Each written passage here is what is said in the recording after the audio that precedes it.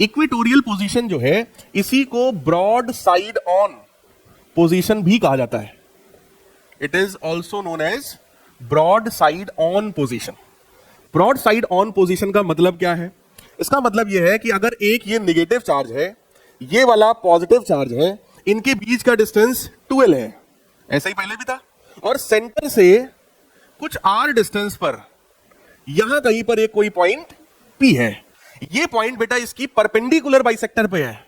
सोचो, perpendicular bisector भी तो यही लाइन होगा। तो ये जो पॉइंट होता है, ये जो लोकेशन होता है, इसको क्या बोलते हैं? इक्वेटोरियल पोजीशन या फिर ब्रॉड साइड ऑन पोजीशन। देखिए, हम लोग डाइपोल पढ़ रहे हैं। किसी भी इलेक्ट्रिक डाइपोल में दो ही पॉइंट पर इलेक्ट्रिक फील्ड निकालने को आपसे कहा जाता है। एक होता है इसकी एक्सिस पर, जो इसके जस्ट पहले मैं पढ़ा चुका हूं, और दूसरा है इसके परपेंडिकुलर बाइसेक्टर पे, जिसको बोलते हैं इक्वेटोरियल पोजीशन। यहां पे हम लोग पढ़ने चल रहे हैं। कॉन्सेप्ट दोनों का एक ही जैसा है, क्योंकि यहां पर भी आप सोचो, अगर पॉजिटिव चार्ज है तो इलेक्ट्रिक फील्ड किधर क्रिएट करेगा? खुद से।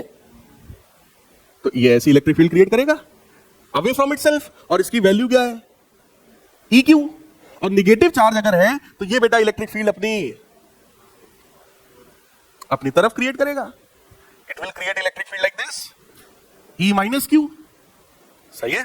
आपसे अगर मैं कहूं कि भाई अकॉर्डिंग टू गिवन डेटा ये डिस्टेंस सेंटर से कितनी होती है? R, ठीक। तो बेटा ये डिस्टेंस कितनी होगी? Under root R square plus L square. और ये वाली कितनी होगी? Under root R square plus L square, Pythagoras. तो ये डिस्टेंस और ये डिस्टेंस, बोलो दोनों डिस्टेंस सेम है? पक्की बात है। अब हमें क्या करना है? हमको ये इलेक्ट्रिक फील्ड और ये इलेक्ट्रिक फील्ड है, इन्हीं दोनों का वेक्टर सम करना है। पिछली बार मामला इजी था, एक इलेक्ट्रिक फील्ड इधर थी, एक इधर थी, तो हमने जस्ट सबट्रैक्ट कर दिया था। लेकिन अभी क्या है? दोनों के बीच में कुछ एंगल है, तो उसके लिए वेक्टर्स को ऐड करने का एक मेथड होता है, मेथड ऑफ कंपोनेंट। वही मेथड हम यहां लगाने चल रहे हैं, ठीक। तो देखिएगा, इस मेथड में हम लोग क्या करते हैं। सबसे पहले आप यहां पर एक्स एक्सिस और वाई एक्सिस बना लेंगे, ठीक है। ये इलेक्ट्रिक फील्ड है, अगर सोचो ये एंगल थीटा है तो ये भी कितना होगा? पक्का है, क्योंकि ये साइड और ये साइड आपस में बराबर है। अब ये थीटा है तो बोलो ये भी थीटा, करस्पॉन्डिंग एंगल, और ये वाला थीटा है तो ये भी थीटा, अल्टरनेट एंगल। सही है। ये EQ है, ये थीटा है, तो बोलो इधर की तरफ कंपोनेंट क्या होगा? कितना होगा? EQ cos theta. समझ में आ रहा है? एंगल के साथ वाला। और ये कंपोनेंट क्या होगा? It will be EQ sin theta. अगला कंपोनेंट देखो जरा, ये E माइनस Q है, ये एंगल थीटा है, तो बोलो इधर की तरफ कंपोनेंट क्या होगा? E minus Q cos theta. बेटा एंगल के साथ वाला कंपोनेंट हमेशा cos वाला होता है, और इधर की तरफ जो कंपोनेंट होगा that will be E minus Q sin theta. सही है। अगर मैं आपसे यहां पूछूं कि भाई net electric field x direction में बताओ, तो आप कहोगे सर ये और ये यही तो है x में, और दोनों लेफ्ट साइड में है, इसलिए दोनों कैसी होंगी? निगेटिव। वैल्यू कितनी है? EQ cos theta plus E minus Q cos theta. बताओ भाई, जो दो कंपोनेंट x डायरेक्शन में थे वो दोनों इधर ही थे, दोनों वो लोग निगेटिव है, तो हमने निगेटिव बाहर कर लिया और दोनों को ऐड कर दिया। सही है। अभी फिलहाल कंपोनेंट समझ में आया।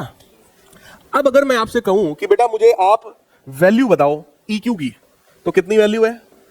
1/4 pi epsilon not charge upon distance का स्क्वायर, और ये डिस्टेंस कितना है बोलो? अंडर रूट, और उसका भी square, under root R square plus L square का स्क्वायर होता है, और cos थीटा भी है साथ में। चलो इसको रहने दो as it is, plus E minus Q की वैल्यू बताओ, इसकी वैल्यू बताओ। That is 1/4 pi epsilon not, charge फिर से Q है, और इस बार डिस्टेंस सेम है। इसका मतलब कि सर EQ और E माइनस Q दोनों की वैल्यू क्या है भाई? सेम है। बताओ, cos थीटा भी तो था यहां पे, दोनों की वैल्यू क्या है? ये दोनों की वैल्यू अगर सेम है तो क्या ये 2 टाइम्स हो जाएगा? बताओ। तो 1/4 pi epsilon not it will become 2 times 2Q upon R square plus L square. cos theta की तुम वैल्यू बता दो हमें। cos थीटा क्या होता है? बेस अपॉन, बोलो बेस कितना है? L, और hypotenuse, hypotenuse under root R square plus, कोई डाउट हो बताइए? माइनस का मतलब इधर डायरेक्शन। अब ये जो इलेक्ट्रिक फील्ड बेटे आई x डायरेक्शन में, सिग्मा E x, इसकी वैल्यू देखिएगा 1/4 पाई एप्सिलॉन नॉट। बोलो इतना सबको दिख रहा है। इसके बाद वो चेक करो 2ql, क्या चीज होती है 2ql? Dipole moment, that is p। नीचे क्या बचा? r square plus l square की पावर, पक्की बात है। यहां पे पावर में 1 है, इधर पावर में 1/2 है। जब बेस सेम हो तो पावर्स ऐड हो जाती है, तो ऐड होके पावर 3/2 हो गई। क्लियर? तो ये नेट इलेक्ट्रिक फील्ड आई बेटा एक्स डायरेक्शन में। ठीक, वाई डायरेक्शन की बात करो, नेट इलेक्ट्रिक फील्ड वाई में कितना है? तो आप कहोगे sir EQ sine theta positive में है, बोलो, और E minus Q sine theta negative में है। अरे एक ऊपर है एक नीचे है, और वैल्यू EQ और E माइनस क्यू दोनों की वैल्यू सेम है, तो क्या ये वैल्यू कट के 0 आ जाएगा? मतलब वाई डायरेक्शन की इलेक्ट्रिक फील्ड कितनी हो गई? 0। सिर्फ इलेक्ट्रिक फील्ड किस डायरेक्शन में है? एक्स डायरेक्शन में। पक्की बात है। तो एक्स डायरेक्शन की वैल्यू नेट हमारे पास ये आई है, और इसमें भी अगर हम लोग वही अप्रोक्सीमेशन लगा लें, कौन सा?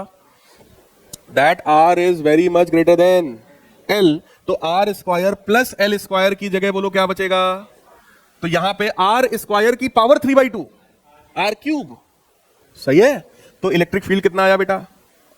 Electric field in x direction will be 1/4 pi epsilon not, negative का है, P अपॉन R क्यूब।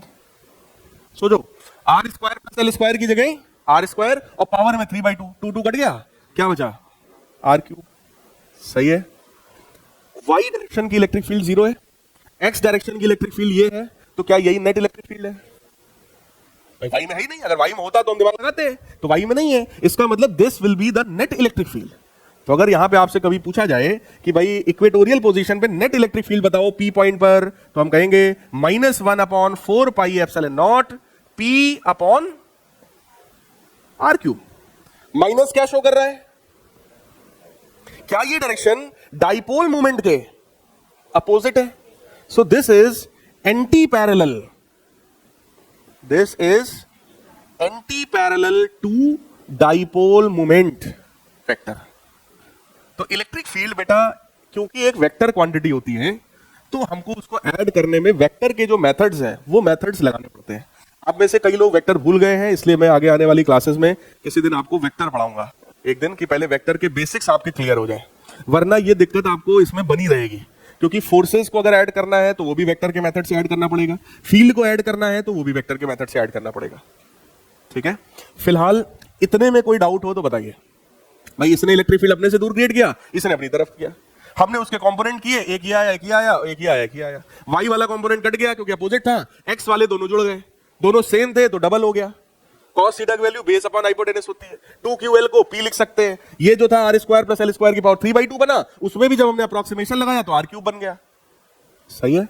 अब इसके पहले वाला जो हमने इलेक्ट्रिक फील्ड निकाला था, यानी कि एक्सियल पोजीशन पर जो वैल्यू निकाली थी, उस वैल्यू में चेक करो 1/4 2p अपॉन R क्यूब था, उसमें 2p था, और इसमें क्या है? इसका मतलब कितने गुने का अंतर हो गया? 2 गुने का। ठीक है, अब जरा चेक करिएगा। अगर आपसे कहा जाए ये एक डाइपोल है, माइनस क्यू चार्ज, इधर प्लस क्यू चार्ज, और इसके बीच का कुछ डिस्टेंस रहा होगा 12। आपसे मैं कहूं इसके सेंटर से 25 सेंटीमीटर की दूरी पर यहां पर एक पॉइंट है। इस पॉइंट पर अगर इलेक्ट्रिक फील्ड का डायरेक्शन पूछे तो बोलो यही होगा, और अगर उसकी वैल्यू है, ये एक्सियल पोजीशन है, मैं कहूं इसकी वैल्यू है 10 न्यूटन पर कूलम। ठीक, तो आपसे कहें इक्वेटोरियल पोजीशन पर अगर कोई पॉइंट होगा सेम 25 सेंटीमीटर की डिस्टेंस पर, तो वहां पर बेटा वैल्यू कितनी होगी? यहां पर वैल्यू कितनी होगी? पहले तो डायरेक्शन बताओ, यहां पे किधर होगी? किधर होगी बताओ यार। इस पे इलेक्ट्रिक फील्ड इधर आई थी नेट, और यहां पे नेट इलेक्ट्रिक फील्ड इधर आई है। इसकी वैल्यू कितनी होगी? डिस्टेंस सेम है, ये भी 25 सेंटीमीटर है, ये भी 25 सेंटीमीटर है, कौन डबल होगा, ये कि वो? कितना लिखे तुम बताओ, 5 लिखे या 20 लिखे? बस ये बताओ। 12.5 भैया, तो आधा होगा तो 5 होगा, और डबल होगा तो 20 होगा, 12.5 की तो बात ही नहीं आई। बताओ यार, 5 होगा, क्योंकि बेटे इसमें 2p अपॉन R क्यूब था, और उसमें p अपॉन R क्यूब है।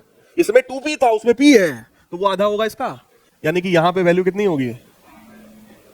5 न्यूटन पर।